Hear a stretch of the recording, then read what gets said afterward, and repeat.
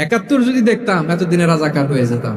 বিশ্বনবী এরকম কঠিন বিপদে পড়েছেন জীবনের কিছু কিছু মুহূর্তে, ওই মুহূর্তে বিশ্বনবী স্পেশাল দুইটা দোয়া পড়তেন, লা ইলাহা ইল্লা আনতা সুবহানাকা ইন্নী কুনতু মিনাজ জালিমিন। আল্লাহ, তুমি ছাড়া কোনো ইলাহ নাই, তুমি পবিত্র, নিশ্চয় আমি জালিমদের অন্তর্ভুক্ত। সুবহানাল্লাহ বলেন। এই দোয়া সাইয়েদনা ইউনূস আলাইহিস সালাম পড়েছিলেন যখন মাছের পেটে ছিলেন। কিসের পেটে?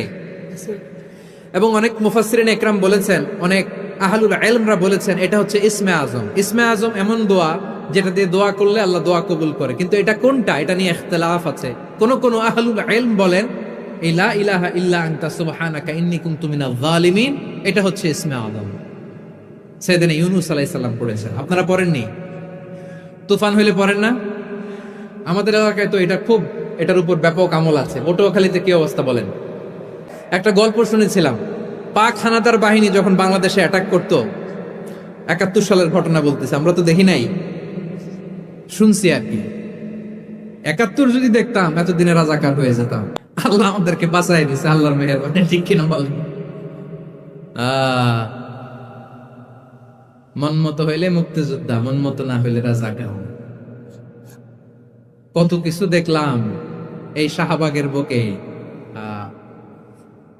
আল্লাহ, 71 সালে দেখি নাই, আমরা শুনেছি পাক হানাদার বাহিনী জিজ্ঞেস করত মুসলিম না অমুসলিম চেক করার জন্য, বলতো কালেমা বল, কালেমা বাতাও। তো যারা কালেমা বলতে পারতো পাকিস্তানি বাহিনী নাকি ওদেরকে ছেড়ে দিত, শুনেছি। তো একজনকে, এক বাঙালিরে পেয়ে তার মাথার মধ্যে বন্দুকর নল ধরে বলতেছে কালেমা বল সালে, কালেমা বাতা, কালেমা বল। তো ভয়ের চোটে এই দোয়া পড়া শুরু করছে। ও পড়তেছে লা ইলাহা ইল্লা আনতা সুবহানাকা ইন্নী কুনতু মিনাজ জালিমিন।